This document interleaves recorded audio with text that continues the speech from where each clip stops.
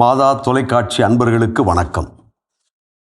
இறை இயேசுவின் இதயத்திற்கு நெருக்கமான அன்பு சகோதரிகளே, சகோதரர்களே, அன்னையின் அன்பு பக்தர்களே, சிலுவை எனும் மாண்பு என்பதை குறித்து இன்றைக்கு சிந்திக்க முயற்சி செய்வோம்.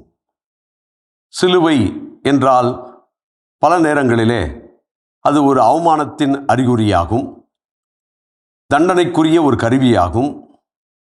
அதை வைத்து அடுத்தவர்களை அடக்கி ஆள்வதற்கு பயன்படுத்தப்பட்ட அதிகாரத்தின் தண்டனையாகவும் பொதுவாக பார்க்கப்படுகிறது. ஆனால் இயேசு இந்த சிலுவையை வித்தியாசமாக பார்க்க அழைக்கிறார். ஏன்? சிலுவை எதற்காக இயேசுவுக்கு வழங்கப்பட்டது? இயேசுவுக்கு அது தண்டனையாக வழங்கப்பட்டதா என்று சொன்னால், அவரை அடக்கி பார்ப்பதற்கும் ஆள நினைப்பதற்கும் பயன்படுத்திய ஒரு கருவியாகவே இருந்தது. இயேசு செய்தது என்ன? விடுதலை தர விரும்பினார். மக்கள் அனைவரும் வாழ வேண்டும் என்று விரும்பினார். மக்களை அடக்கி ஆள்கின்றவர்கள் மாற வேண்டும் என்று எச்சரித்தார். எதெல்லாம் மக்களை வாழ விடாமல் மாண்பை இழக்க வைத்ததோ அதையெல்லாம் எதிர்த்து நின்றார். அது சட்டங்களாக இருக்கலாம், வழிபாடாக இருக்கலாம், தலைமைத்துவமாக இருக்கலாம், எது வேண்டுமானாலும் இருந்தாலும் மனிதனை மனிதனாக மதிக்காத எதையும் எதிர்த்து நின்றார் ஒரு பக்கம். இன்னொரு பக்கத்திலே மனிதன் வாழ்வதற்கான வழிகளை காட்டினார். ஒருவரை ஒருவர் அன்பு செய்வது, ஏற்றுக்கொள்வது, மன்னிப்பது, சமமாக இருப்பது, எல்லாரும் நன்றாக இருக்க வேண்டும் என்று விரும்புவது, உதவி செய்வது என்பதையெல்லாம் கற்றுக் கொடுத்தார். இந்த இரண்டும் உண்மையிலேயே ஒத்துக்கொள்ள முடியாதவர்களுக்கு பெரும் எதிர்ப்பாக அமைந்தது. அவர் சொன்ன வார்த்தைகளை எதிர்ப்பாக அமைந்தது. அவர் எடுத்த விழுமியங்கள் அவர்களை விழுங்கி தின்றது. அதனால் அவர்கள் அனைவரும் கோபப்பட்டார்கள். இவனை ஒழித்தால்தான் நாங்கள் நன்றாக வாழ முடியும் என்று நினைத்தார்கள். ஒரு சாரார் வாழ்வதற்கு, ஒரு அதிகார வர்க்கம் வாழ்வதற்கு, தாங்கள் மட்டும் வாழ நினைத்தவர்களுக்கு அடுத்தவர்கள் அடிமைகளாக இருந்தால்தானே சுகம். அதனால் அடிமைத்தனத்தை எதிர்த்து நின்ற இயேசுவை சாகடிக்க வேண்டும் என்று முடிவு செய்தார்கள். எளிமையாக அல்ல, அவமானப்பட்டு சாகடிக்க வேண்டும். அப்படி என்றால் யாரும் இதுபோல அதிகார வர்க்கத்திற்கு எதிராக நிற்க மாட்டார்கள், யாரும் இப்படி பேச மாட்டார்கள், மக்கள் அனைவரும் அடங்கி போவார்கள் என்பதற்காக கொடுக்கப்பட்டதுதான் சிலுவை. எனவே சிலுவை எப்படிப்பட்ட அவமானத்துக்குரிய ஒன்றாக இல்லாமல் மாண்புக்குரிய ஒன்றாக இயேசு மாற்றுகிறார் என்பதை நாம் புரிந்து கொள்ள முடிகிறது.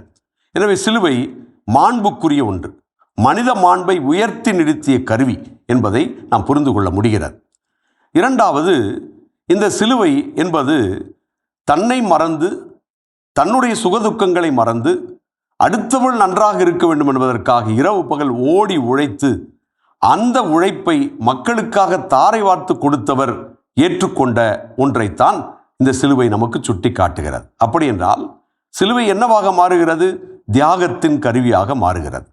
யாரெல்லாம் மக்களுக்கான பணிபுரிகின்றவர்கள், மக்களுக்காக குரல் கொடுக்கின்றவர்கள், மக்கள் வாழ்வு மேம்பட வேண்டும் என்று தங்களையே வருத்தி கொள்கின்றவர்கள், குடும்பங்களில் கூட அடுத்தவர்கள் வாழ வேண்டும் என்று நினைக்கின்றவர்கள், தன் மனைவி, கணவன், பிள்ளைகள் நன்றாக இருக்க வேண்டும் என்று யோசிக்கின்றவர்கள், தன்னை சுற்றி இருக்கின்ற உறவுகள் அனைத்தும் நன்றாக இருக்க வேண்டும் என்று தன்னுடைய துன்பங்களை விழுங்கிக் கொண்டு அடுத்தவர்களுக்கு இன்பங்களை வழங்குகின்றவர்கள் இந்த சிலுவையை தியாகமாக பார்க்க தூண்டப்படுகிறார்கள்.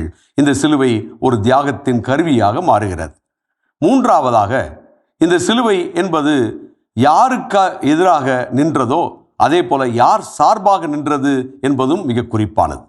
ஒடுக்கப்பட்டவர்கள், இயலாதவர்கள், முடியாதவர்கள், ஊனமுற்றவர்கள், யாருமில்லாதவர்கள், அனாதைகள், ஆதரவற்றவர்கள், இவர்கள் சார்பாக நின்றதற்கான பரிசுதான் இந்த சிலுவை என்றால், இந்த சிலுவை இன்னொரு பக்கத்திலே மன்னிப்பின் அடையாளமாக மாறுகிறது. ஏன்? நாம் ஒவ்வொருவரும் செய்த தவறுகளை அல்லது செய்கின்ற தவறுகளை ஒன்றன் பின் ஒன்றாக செய்கின்ற தவறுகளால் நாமே நம்மை முடக்கிக் கொள்கிறோம், நாமே நம்மை அழித்துக் கொள்கிறோம், நாம் உண்மையிலேயே யார் என்று உணராமல் போகின்றோம். அப்படிப்பட்ட ஒரு சூழ்நிலையில்தான் நம்முடைய குற்றங்களை நாமே விழுங்கிக் கொண்டு அந்த குற்றங்களை செய்வது இயல்புதான் என்று நினைத்து அந்த குற்றங்களை செய்வதற்கு நாமும் அடுத்தவர்களோடு இணைந்து செயல்படுகின்ற போது நாம் உண்மையிலேயே மன்னிப்புக்கு தயாராக இல்லை என்ற அர்த்தம். அந்த உண்மையான ஆணவம், கும்பல் கலாச்சாரம், நாங்கள் அனைவரும் சேர்ந்துதானே செய்கிறோம் என்கின்ற இந்த சமூக குற்றங்கள் இவை அனைத்திற்கும் எதிராக நின்றதுதான் சிலுவை. எனவே சிலுவை என்பது மன்னிப்பின் அடையாளமாக இந்த ஒரு மனப்போக்கை மாற்றினால் நிச்சயம் நாம் அனைவரும் இதிலிருந்து விடுபட முடியும், அனைவரும் உண்மையான வாழ்க்கையை சுமூகமாக வாழ முடியும் என்பதை மன்னிப்பின் அடையாளமாக இயேசு சுட்டி காட்டுகிறார். இந்த 3 சிந்தனைகளும் நம் ஒவ்வொருவருக்கும் இந்த பெரிய வெள்ளியன்று இந்த முக்கியமான நாளிலே சிந்தித்தால் விடிவு பிறக்கும், வாழ்வு பிறக்கும். ஆமேன். இயேசுவுக்கே புகழ், இயேசுவுக்கே நன்றி. மரியே வாழ்க.